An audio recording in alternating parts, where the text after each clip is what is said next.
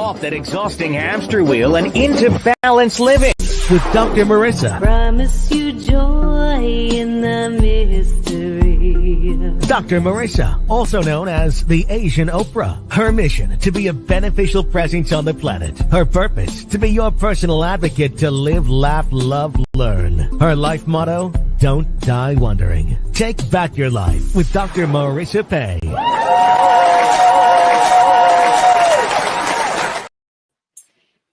And welcome. You're tuned in to Take My Advice. I'm not using it. Get Balance with Dr. Marissa, the morning show here on NBC News, CNBC News, and NBC Sports Radio Station KCAA, AM 1050, FM 106.5, home to the Asian Oprah, #1 talk in the IE, and a show about hope and happiness. So there's no gossip, no scandal, and no K words, no Kanye talk at all. Instead, I want you to focus on your own reality show and how you can be happy 88% of the time. So I have topics and guests. If you missed the Hollywood bad boy journalist, William Keck, you can get that show. Free subscribe on my YouTube channel anytime, or you can pay a little bit extra and get a little time with me or some goodies from my shop, Balance Marketplace. Just Google Dr. Marissa or use my assistant Google for Asian Oprah. You'll find me, you can connect, and then you get not only a show about hope and happiness, but you get special series. And Friday's always I can't say that my other co-hosts are going to get mad, but my favorite Friday co-host is, you see him. A lot of you are here because of him, and I do appreciate that.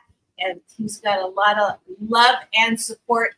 His name is Ricky Rebel, and you all know him as the Billboard 40 top artist. He was discovered by Michael Jackson, signed by was on tour with Britney, signed by Madonna. You name it, he's been there. He continues to be hashtag ageless and hashtag timeless. Please welcome back to my studio my fab co-host on Fridays, Ricky Rebel.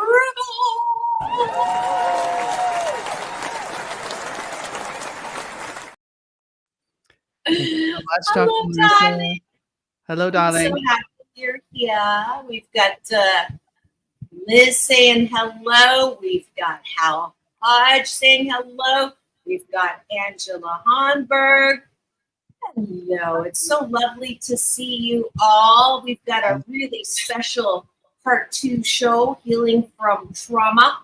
And Ricky took the courage to talk about something that he's not talked about before. Ever. And, ever. And Part 1. And I've been trying not to talk to him too much because I don't want to do it off the air. I really wanted this to be a true example of how you can heal.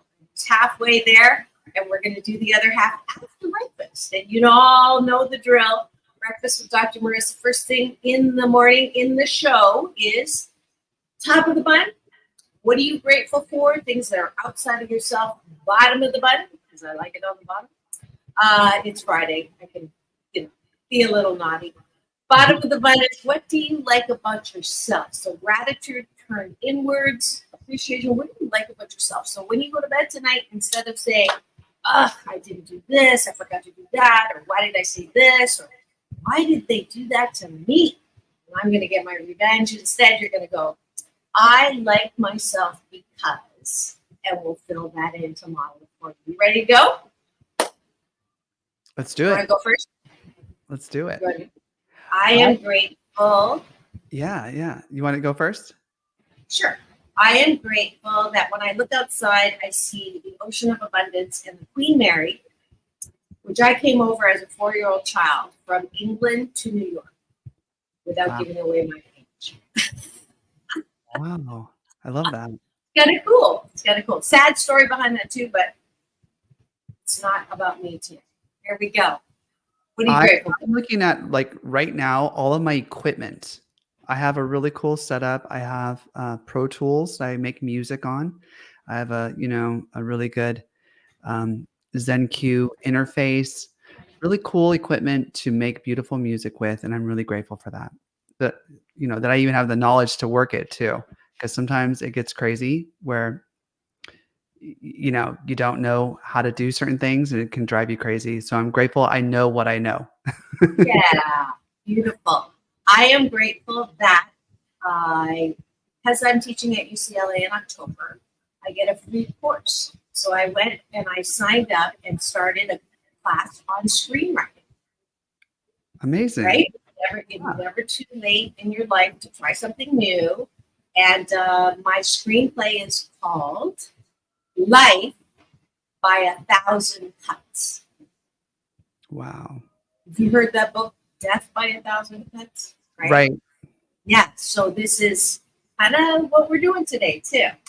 So I'm super excited. Cool. What are you grateful for? Yesterday, I worked out on my reformer, my Pilates reformer. And Dr. Marissa, I think you would love to work out with me sometime on the reformer. Like I'll do a class with you, or I'll teach you. I would love that. You would love Pilates. Anyway, I have a full reformer that can just roll out, lift up, put back on the wall, and it stretches me. It just aligns my whole body. It's where I kind of meditate and just get back into my body. I love Pilates. Yay. I'm grateful for that. I would love that. Well, you were saying your studio. I wanted to see your music studio.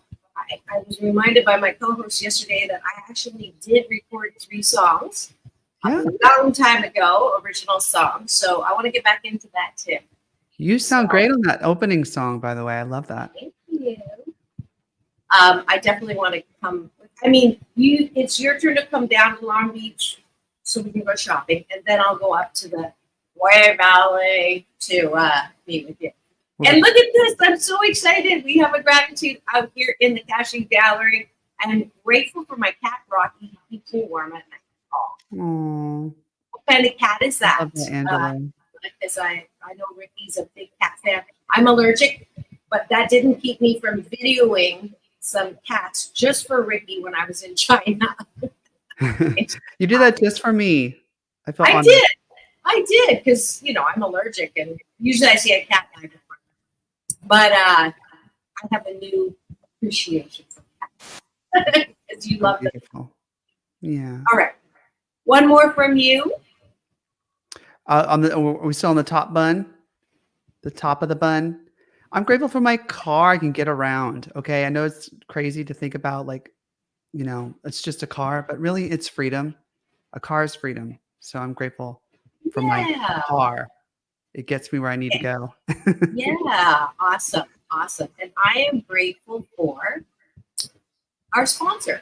Yes. For this series, The Fear Problem, How Technology and Culture Hijacked Our Minds and Lives. Dr. Patrick Lockwood, who is Ricky's love, is the wonderful sponsor of the show. If you would like to be a sponsor of this or any of my other shows, because you know that whatever product you have or service or group or event is going to get only positive presentations and promotions from Dr. Marissa, your hashtag positively opinionated host.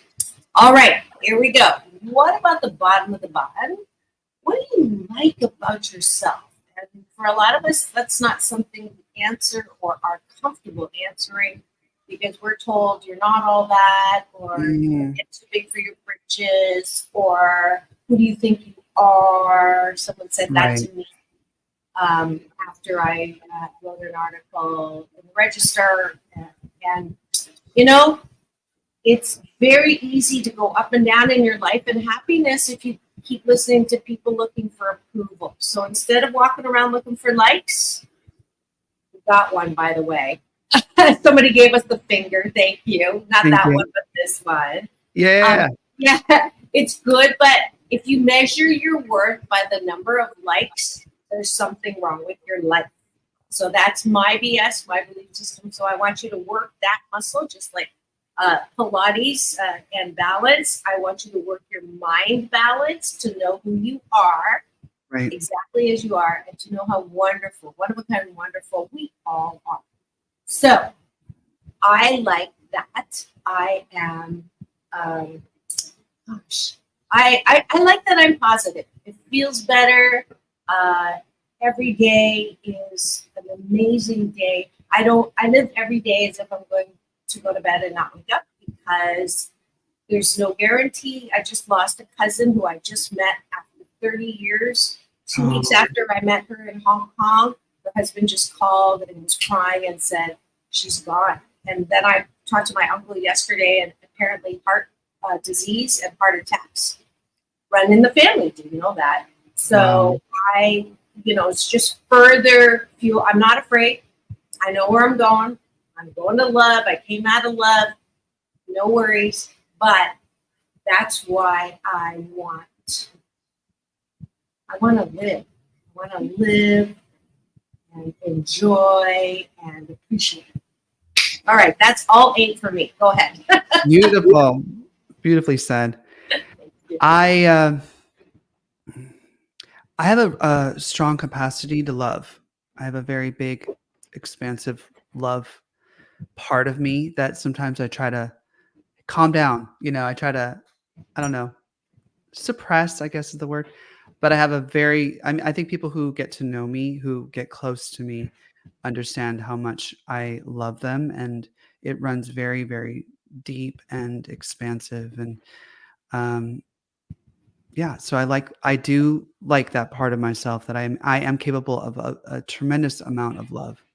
So I like that. And Ricky and I broke the L word this week, and I am one of the many objects of Ricky's love, and it feels so good to bask in it. You feel it? That I love. Oh yeah. Especially when I hug people. Him. Yeah, when I hug you, you could feel it. Yeah. And like, this is the thing, it's just like breath. If I love, I'm not taking anything if I love, just like I take a breath, I'm not taking a breath from you. There's more than enough love to go. Woo, I'm getting a little glistening here. Angela likes about herself. She has a pure heart and is compassionate. Oh, that's so sweet, Angela. Oh, I feel it. Angela. Yeah, all right, that's it for breakfast with Dr. Marissa and Ricky Rebel on the Hollywood Rebel Report. Thanks for joining us today doing that. And please do rinse and repeat every day you can, so that you can sandwich your day in the most positive.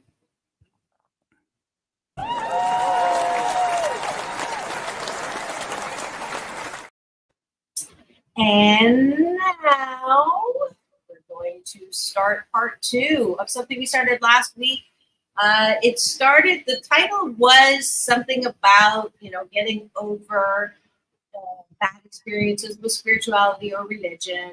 But really, this is a model or a process that I use in my happiness coaching for any kind of trauma.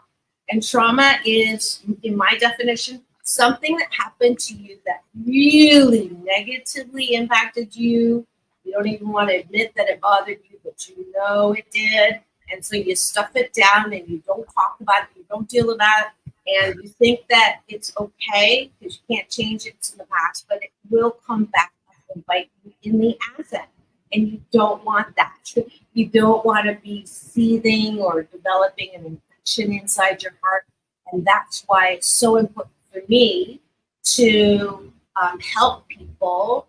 And Ricky had mentioned a long time ago when we were talking about law of attraction that he had a really bad experience with it, and so he doesn't want to use it or talk about it. But the reality is, after I get to know him, he uses it all the time. So he just doesn't call it that because of this bad experience. So I didn't know what it was. I had him start telling me last week. And do you mind if I do the summary? Oh, yeah, go for it. Okay. So let's see if I got it right, so everybody can catch up if you weren't here.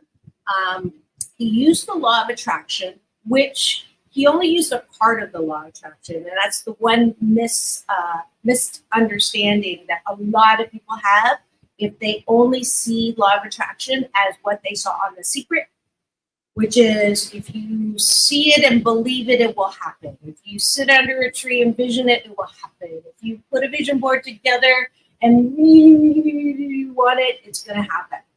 And that totally misses the point of law of attraction. Law of attraction is simply like gravity. It's a law. If you focus on something, it will grow bigger. So if you focus on doubt, it will grow bigger. If you focus on fear, it will grow bigger. And no matter what your dominant vibration is, if you've got anything counter to it, it's not going to go. So that's the law of attraction in the purest form. Abraham Hicks, I think, is the only person who actually teaches it in the way that it is in its purest form. So Ricky used the law of attraction to really know that he was going to kick A and get on stage and ace an audition that he had been approached by the producers to audition for America's Got Talent. So he saw it, he could taste it, everything was going to happen. He visualized every day around it. He felt good about it. And he got on stage, last act for the night. Judges were tired. A number of things happened, technology that weren't perfect. And that began to erode where he was vibrationally. And it snowballed into very negative comments from the judges, as particularly Simon, who's not known for niceness until lately. So that sort of made him put two and two together and say, oh, well, the law of attraction doesn't work. Okay. So is that close? Okay. Yes. Or worse, that it might be dangerous. Okay. But it's dangerous. So, yeah. So let's see if we have any questions on this one just before I launch in. Patricia's saying hi, Ricky. How's Patricia. Hi, and Deborah is post-it notes. Do you know what that is referencing? No. She wants me to put post-it notes to remind myself not to cuss. But in a secret, it should be a post-it note that says, keep it clean, right? If you're doing the law of attraction, you don't want to talk about what you don't want because you'll attract it. Exactly. I've studied. I understand. Good. I understand the philosophy. This is why I think it's a little dangerous. And here's it: to be too positive is dangerous because in Marcus Aurelius was saying he is a stoic, right? That he likes to think of the worst possible scenarios that could occur so that he is prepared for whatever might be. So when I feel like when you are overly positive about something, when you are only seeing the good result of what could happen, you get slapped in the face. You could possibly get slapped in the face because you're not ready for what might occur negatively because it's not even in your aura of a possibility. So what Marcus Aurelius taught as a Stoic was that it's good to think about what is the worst possible thing that could ever happen in this scenario. I could die. I could choke. I could this, that, fall, blah, blah, blah, blah, blah, blah, blah. And I feel like if I would have, and then you think to yourself, after it happens, after you get through it all, you realize, oh, it wasn't that bad after all. It was really easy. So his philosophy is it's not the opposite. They're very kind of similar in different ways, right? Okay. But they're also dissimilar in this reality. Like I was just so focused on like, wow, the producers love me. I can't, this is going to be fantastic. And I really believed it. They were like, the camera was following me everywhere. They loved my interviews. They loved the confidence. And then I got up on that stage of the America's Got Talent. And there were all of these, music glitches with the music. I felt like they were like sabotaging me, for instance. Yep. And it was wild. And I have to put that post-it up note because I was so angry. I cannot conjure up the feelings. I don't want to. Please. Thank you, Deborah. Because he was So, yeah, he knows better because this is at FCC in that genre of shows. So I get fined $20,000 for every bad word. So he did not one, but two. So I had to edit, which takes time. So he owes me an outfit when we go shopping. I do. So that's why Deborah says that. Hi, Deborah, by the way. Now that I'm settled, I do want to talk to her about hiring her as well to do some PR. For me, that is your PR person, right? No, Is that Deborah is my mother. Oh, Deborah is your mother. Hi, Mom. I forgot. We had lunch. I'm sorry. Yeah, I met her at lunch. Yeah. So okay. So here's the deal. I don't know where I want. So first, I'm going to say about worst case scenario. So there's a Native American saying that says, "Worry is a prayer for bad things to happen." So when you conjure up worst case scenario, when you look at paranoia, when you look at conspiracy theory, you're introducing something into the equation that wasn't even there before, where your mind can now go to that takes the positive that you've got going this way, and you put an equal strong negative, then there's no momentum that is allowed to go this way. So if you want momentum this way, you can't keep saying yes, but. I want a lot of money, but the chances of winning in a lottery are blah. I want to find a lover, but every guy I date is blah. Okay, so every time you say you want something and then you say but, you're stopping the momentum. So there's nowhere to go. So that's one thing. And I'll give you a great example. I got a call at 2:30 in the morning 7 years ago from the New York police saying they found my daughter on a road.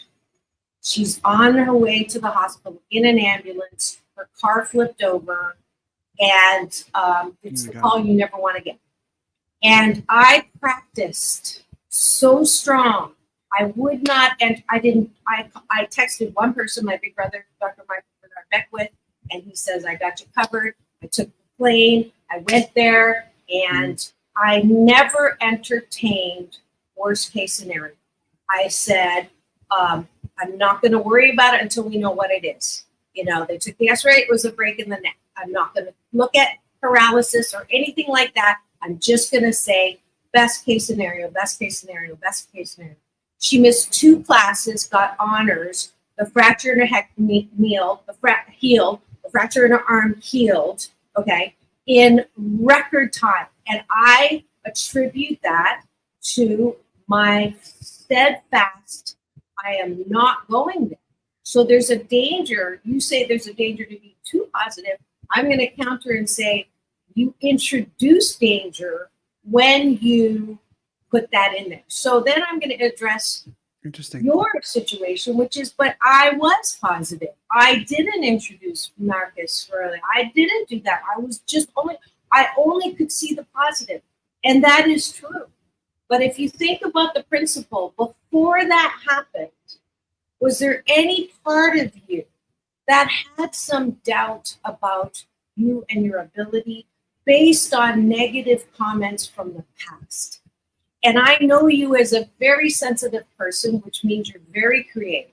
So I can't imagine that all day long when you're thinking about this, that there weren't some moments that had built up in your past that were putting the train on the other side, pulling that positivity back. Because you've had critics, you've had really mean-spirited, well-meaning, mean more than well people in your life who planted and you grabbed onto it because when we're sensitive, we're going to go to that 99 compliments, 1 insult, we're going to go to that insult.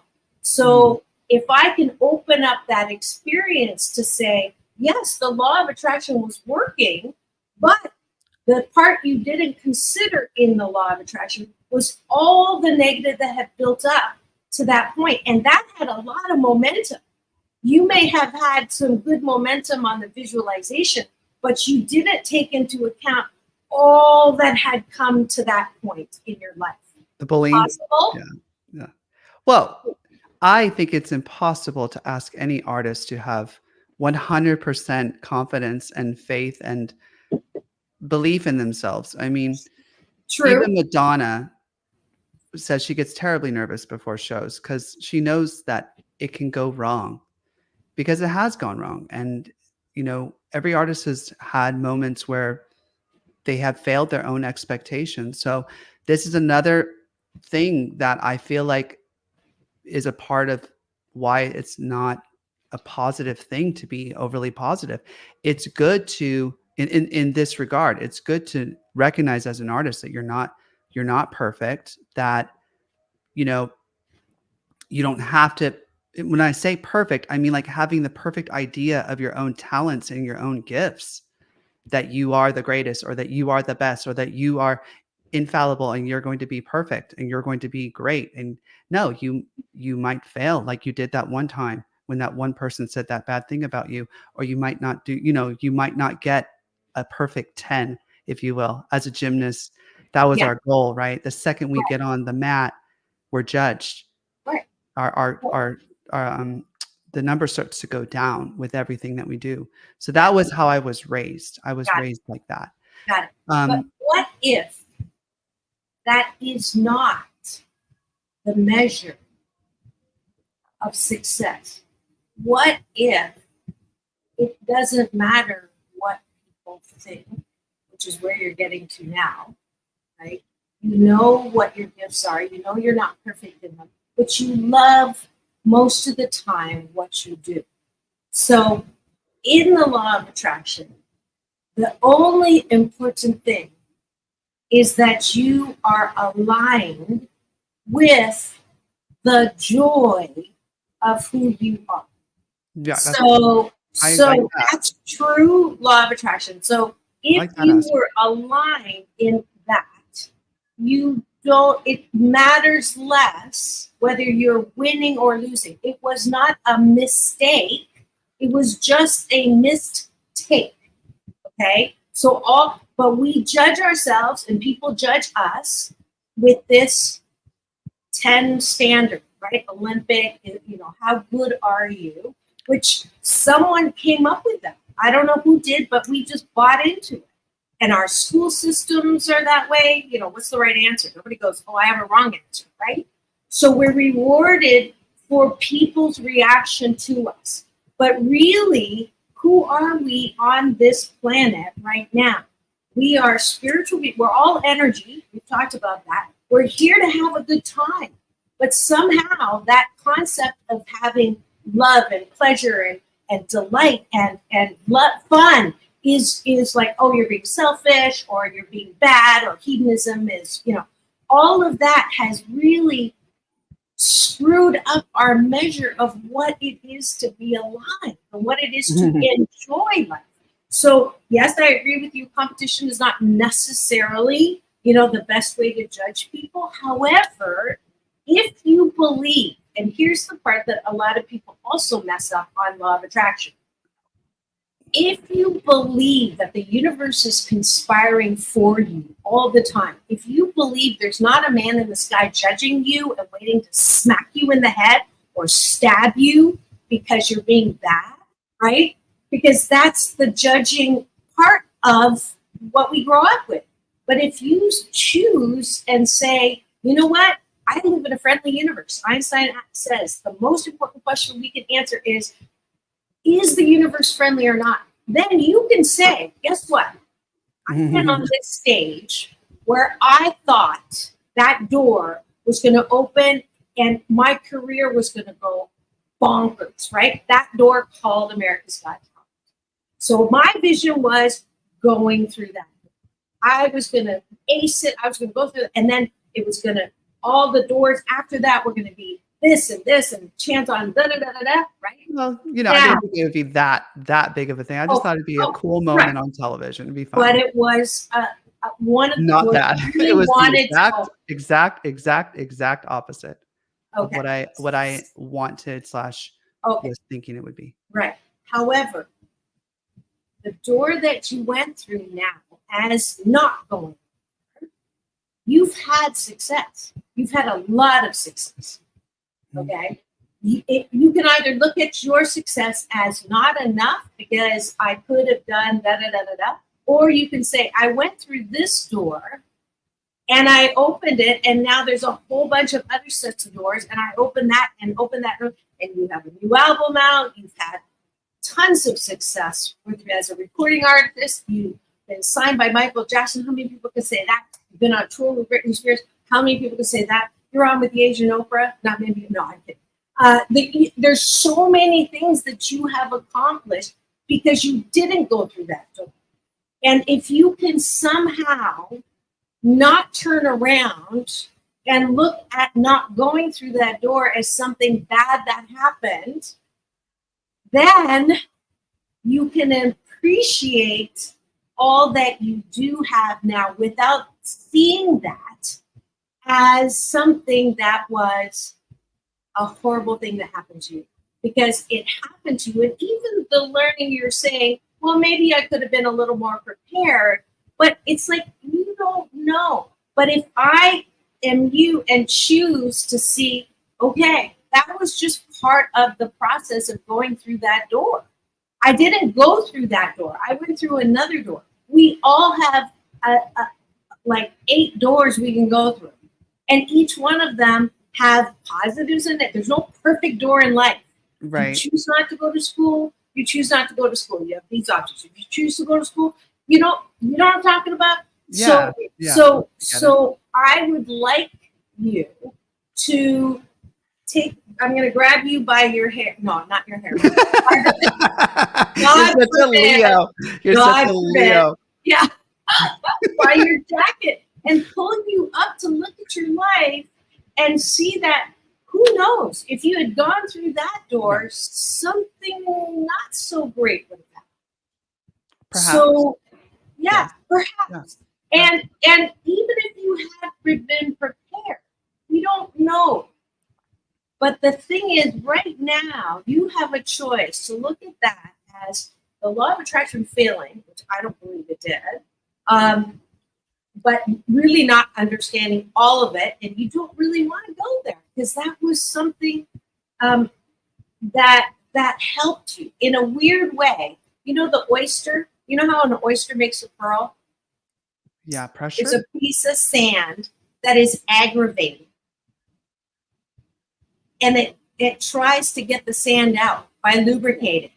Okay. And the lubrication turns into a beautiful pearl. Yeah. So Simon was your little grain of sand. Agitator. Okay. So you grew a pearl, at least one, based on this irritant. Yeah. My album, Veronica, which has a great song called Don't Give Up on Me. I would really love to play that song eventually, if we could. Can we do it? We can actually, if I share the screen. But maybe at the end we could share it. Yeah. If possible. Yeah. But did that hit it all? Did that hit it all? Oh, absolutely. Absolutely. Because I have had in my past way harsher critics than that man. I have had way, way, way, way harder people on me, and also way higher praise than you could possibly imagine. I've had people like Kim Fowley who've written platinum records for artists like Kiss and Discover the Runaways. He called me a genius. I had another producer call me a genius who produced Montel Jordan. I've heard the greatest ideas of who I am, and I've heard the absolute, well, not the absolute worst. Well, actually, online, yeah, it's the worst of the worst ideas of who I am and my music and my art and what I'm capable or not capable of. And at the end of the day, this is one of the things that I have a problem with The Secret is taking responsibility for everything that happens in your life. That aspect I have a problem with because I'm not responsible for Simon and his opinion. I'm not responsible for the producers putting the music down low. I'm not responsible for the audience that doesn't understand that I wrote a song called Boys and Sometimes Girls, and it might be a little provocative for them. And it was probably a little provocative for Simon Cowell, who maybe is dealing with homophobia. Okay. There's that underlying thing. There are things that I cannot control about this world. And what Secret is asking of you is basically, this is the thing I have a problem with. It's asking us to take responsibility for everything that happens. The accident that happened, the da-da-da that happened, the last event that I went to recently, it was a total nightmare. It was a bust. The people were so disorganized. The red carpet was a mess. It was as big as the wall back here, and it was unbelievable. And they didn't know what they were doing. And I drove like an hour plus, and I took, you know me and my hair. I took about an hour and a half on that hair. It took so long for me to do. And I was so upset because I had left my man, who I love and adore, my beautiful cats, and my beautiful home to drive all the way to Hollywood, this horrible place. And I refused. And I was thinking about this week, because this happened this week, because you were telling me to really take in the experiences and recognize when you're this character, and this character. And we're going to get to that. But I thought to myself at that moment, I'm like, I'm not taking responsibility for these people. That I thought about this, that because I don't think of myself as the greatest thing on the planet, Jesus Christ, pop star, that I attracted this mess. So that so that's something that we're going to have to talk about when it comes to the philosophy of The Secret. Yeah. So those are I think that's my only grievances having to do with The Secret. Other than that, it's great. The idea that what we focus on, we attract. I understand that concept. Like in the sense that if you're a very negative person, you're going to attract negative people around you because they're going to love, like, what is that saying? Misery loves company. They're going to come to you like a moth to a flame. And the opposite is true. Yeah. I do think that. But I don't want to go so far as to think that like every single thing that happens outside of myself, even, I can't do that. I'm too stoic for that. I'm too in the philosophy, and I'm too much in the world of, like, I guess it's AA too. There are things we just cannot control, right? We cannot control certain things, and we need to be okay with that. But is it true that The Secret tells us that we actually manifest these things with our thoughts? True or false? We're going to come back and answer that question, because we haven't taken a station ID. We're past the half point. I owe 2. So don't go away. Thanks for being part of this very interesting, I hope, to you all. And even if it isn't, I just love spending time with my bud on the air, on camera, because it is truly part of the joy of my life to learn, grow, and expand.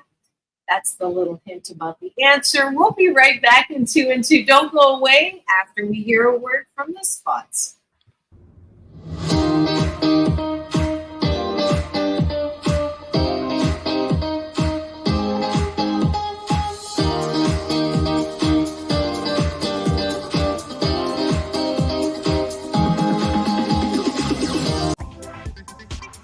Are you living in fear?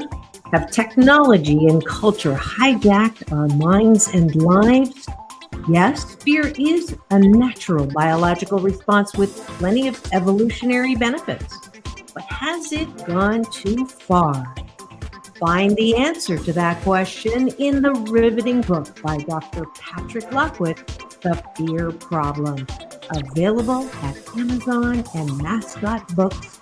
So get your copy today.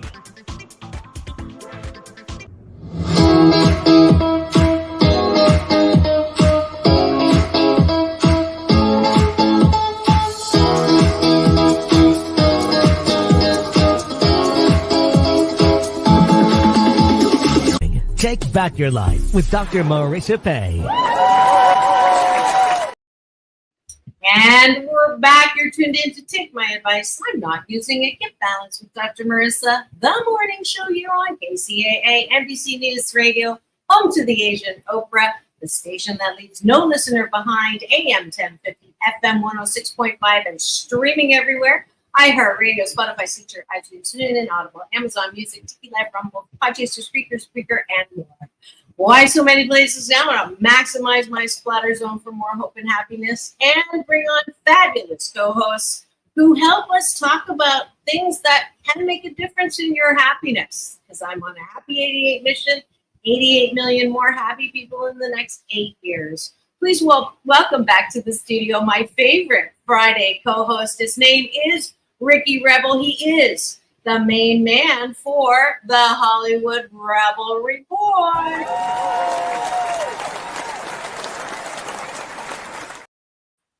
I have something in my. What was that? I had like something in my lips. Oh. I need to take a sip out of my Stanley. Let's see. Before I answer the question, let's see. Pam saying that she loves the song. And let's see. No matter a 10-inch amount, you're still amazing and inspiration. So lots of love, Julie. Welcome to the show. Oh, Julia. Hi, Mom. All right. So, it's a valid objection. It's a valid point around. I don't want to be responsible for other people. I can't create a reaction from someone else. And the law of attraction says you can influence, but you cannot truly insert your wishes on someone, good or bad. Okay, so that is not the accurate definition of law of attraction. It never says that you can make someone insert or insert your power on them to do something, yes or no. You can't do that. The only person you have power is yourself. How about things that happen? Okay. So things that happen are like, it's a very valid, I don't want to, you cannot tell me that I have cancer because I caused cancer for myself. Like that is cruel. Okay. That is, I'm going to the worst thing. Or you can't say that I brought on the AIDS epidemic in Africa for children, okay, who are done like that. I cannot accept that it is my influence or my power or my law, using the law of attraction to make bad things happen. Okay, so that's like putting the moose on the table. Where's my moose? So, okay, so I'm originally from Canada. So I say, instead of let's talk about the elephant in the room, this is let's put the moose on the table. So that was a moose, right? Nobody wants to think that we do horrible things on purpose or that we are responsible for those horrible things. And in order to do this again, the law of attraction won't work unless you have a very strong fundamental BS belief system that really truly believes that everything is happening for my divine investment. So I'll give you an example. Okay. I was abused as a child. Hospital from physical, emotional, called fat and ugly. Chose a man who would introduce me as obese, lost in the divorce, lost almost $3 million. That's a lot. That's a lot of bad stuff that happened. Right. And if the way you're interpreting it, okay, what did I do to bring that on? Right? Would be like, how did I attract all? I can live my life and say that I got shit on. Okay, I got shiitake, right? Somehow in a past life, I must have done something wrong or whatever. Or I could say that in order for something good to be sculpted out, I use the word chisel. I just told you about the screenplay, 1,000 cuts. If life were all good, if you didn't have any bad experiences in the bus, or on the red carpet, if you didn't have any bad experiences anywhere in life, you would be a blob of nothing, because there's no contrast at all. No contrast at all. So do you want to live like that? Do you want to live, everything's good? No, where we're going, everything's good, but there's no experience. I can't taste good and bad food in heaven. I can't feel a hug. I can't laugh, okay? Because it's just good. It's all love, right? We come to earth in this dash for contrast. With the cuts, with the beatings, with the sculpting, with the chiseling, I have become who I am right now. And I wouldn't change a forking thing. I don't blame anybody for anything. Everybody did the best that they could. And because I choose to see it that way, I'm not so forking pissed off when bad things happen, because I say, if I were on that bus in that traffic, I say, I can't wait to see what good comes out of this. That's all I say. And then in time, something will happen. And then I'll go, oh, that's why it's happened. But I don't look for the reason why something bad happened, because I'm not going to blame myself for it happening, right? But something in me is influencing that. It's not always for the bad. We don't know. Those kids that I just talked about in Africa who have AIDS, do you know they did a measure of happiness? Like the vibration of happiness coming from these kids were higher than people who had $1 billion. Okay, so there's a lot we don't understand, but the way we measure success in life is messed up, because we think money or fame or being approved of by Simon Cowell somehow means something, and it doesn't. But we insert those rules and make ourselves unhappy. Work. You get to work. Do I get a little drop the mic? I think it's drop the moose. You get a work beat. I don't want to say the word. Yeah, I agree. I 100% agree that what are we without the bad things that happened? I mean, even when you work out, what are we doing with our bodies when we work out? We're putting it under a lot of stress. Right. We're literally tearing up muscles so that they rebuild back stronger. And my mother has If you can see those bad things then as the same as your muscles, there's not an issue. My mother and I, my family, we got in a really terrible accident when I was 3. And I think I spoke about this. And she lost her arm.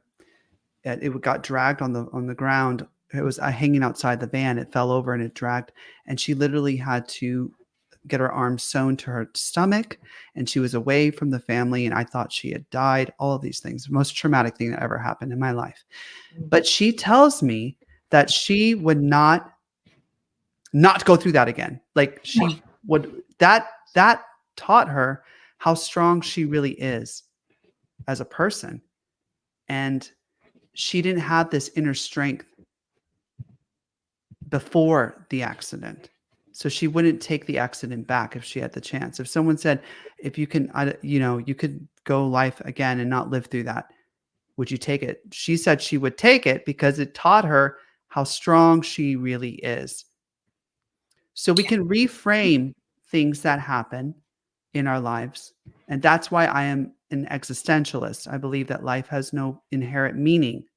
I believe that we can place meaning into anything because we have the power to label things. And there are, like Albert Camus, Patrick told me that he would be really not like me because of sometimes I get too, pessimistic with things. He said Albert Camus was an existentialist as well, but he thought of all the possibilities in this world, you're choosing the worst case scenario possibility, the You know what you don't understand? That is that's essentially what you're telling me is that with all of the possible realities that can exist, you're choosing the lowest vibrational form of that interpretation of what that meant for you. So I can understand. I like that. I can understand that kind of communication. I get it. And that in the best case. Hate Simon Cowell. and join the millions that do. I mean, I don't like him. That's all. Yeah. No, you know what? I could also say that the thing that hurt me about Simon Cowell is that I actually respect him very much. I mean, he saw a lot of talent in a lot of different people. He's cut a lot of big records. He discovered the Spice Girls, which had very minimal talent, and gave them maximum success. I mean, in my mind, I thought they had talent, but most people would agree they're not Celine Dion vocalists, right? But what I'm saying is that's the part that, again, that was like, whoa, I'm still going to have to think about there, because I had respect for this person, but I also knew he might not like what I'm going to do. So there was that. I mean, I had that thought. You might not like it. It's just the fact that it actually happened. Most of the time when I think of things like that, the show goes great. Not this time. Yeah. So it was just weird. But I think if I reframe it like the way I think that you're describing, I could say what I learned from the experience is that life goes on, and just keep going, and you keep if you love what you do, you keep going, and you keep creating art. It doesn't stop me from being who I am, or being an artist, or being who I am. But I'll go a step further. You know how in the gratitude sandwich, and every time you do it, you become more comfortable and more owning of the things that you like about yourself. And you'll say, before I used to, and now and I'm able, and I'm proud of myself because I'm able to take in the compliment, or I know who I am. All of that, he helped with that.